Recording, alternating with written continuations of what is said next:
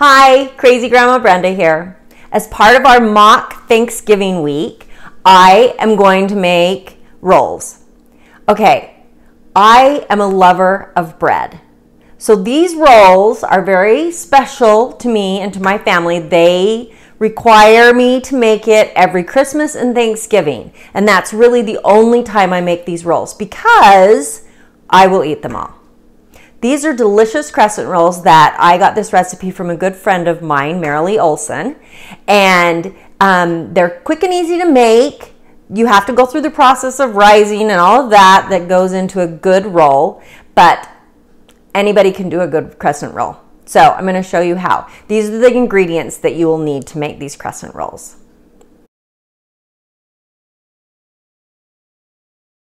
Okay, so we're going to start out with, and I've actually halved my recipe. It usually makes 48, but for our mock Thanksgiving, there's not going to be as many people with us. So this is going to be just half of a recipe, but I will have the full recipe printed below. So a cube of butter is what I'm using right now, but you will use 2 cubes of butter. You'll put boiling hot water over the butter, the salt, and the sugar.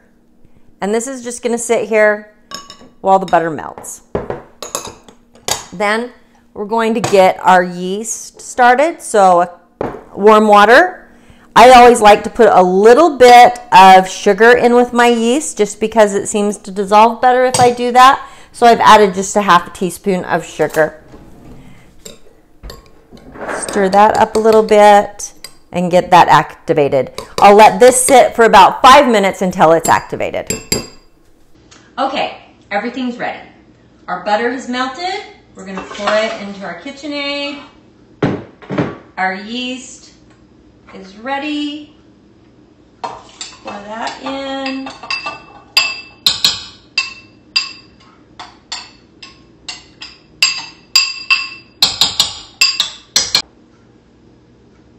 Okay, and then we're going to add our beaten eggs.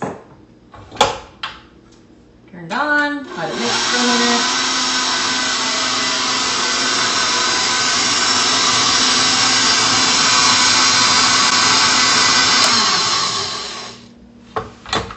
Okay, now I have cold water. I like to put ice cubes in it to get it really cold and let them melt while everything else is doing its thing. And you alternate between flour and water. Whoops.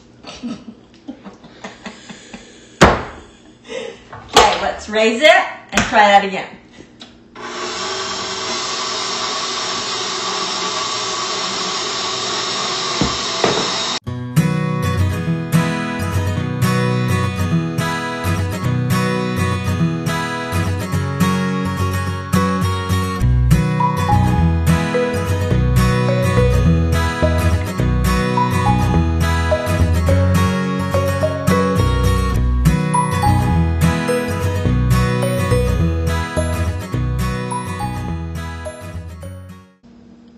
Okay, that looks good.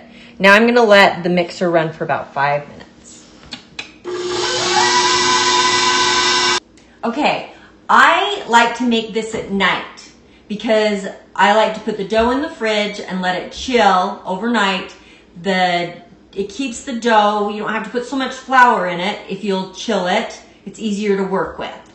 So I'm going to put this in a bowl. I'm going to spray it with Pam. I'm going to put plastic wrap that's been sprayed over the top, and I'm going to put it in the fridge overnight, and then we'll come back and we'll make up the rolls.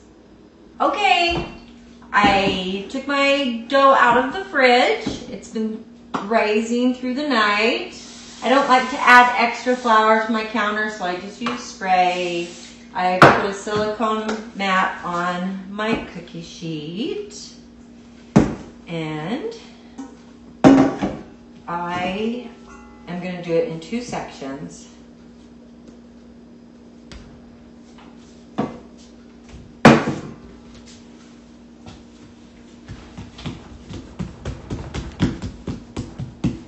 Okay.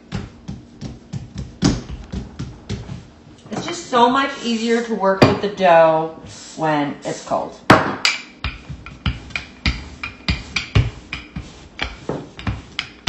I love this recipe so much. I got it from a friend of mine years ago, and I make these every Christmas and Thanksgiving, like I said. It's the only time I'm allowed to eat it because I overeat them. This recipe makes 48 rolls.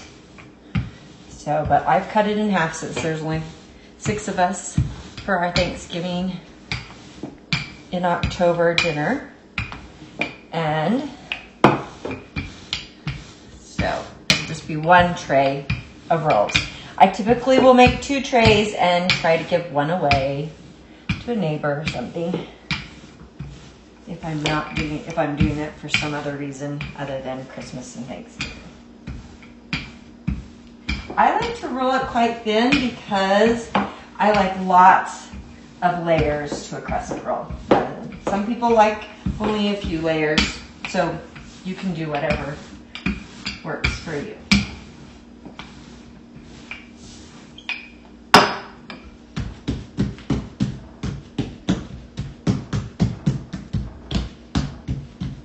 Try to make sure it's the same thickness everywhere. Doesn't have to be perfect. No, I never let my kids help me do this because I had to make sure they all looked uniform and perfect. But please don't do that. Let your kids and grandkids help you. So now we're going to cut it into 12 rolls.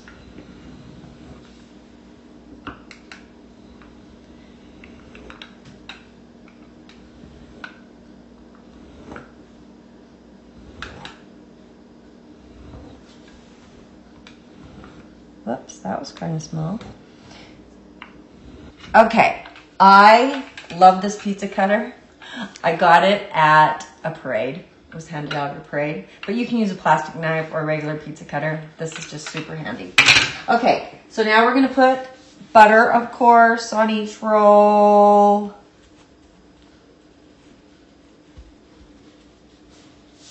Or you don't have to do this. You can just leave it without butter and then put butter on the tops of them when you get them out.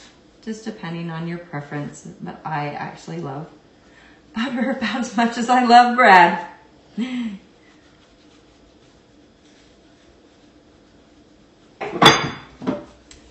Got our pan ready. And then we're just gonna roll.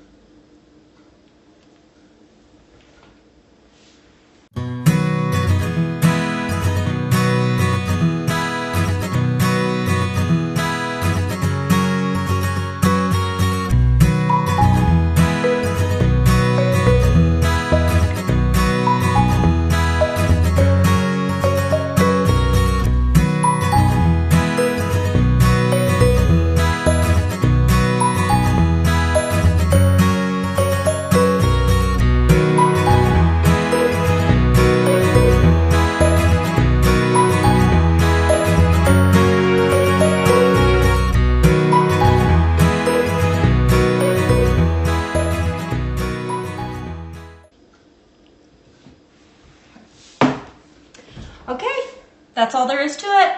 Now we're gonna cover it with a dish towel and we're gonna let it raise for probably 2 hours. Just depends on the temperature in your kitchen, but they'll rise about double.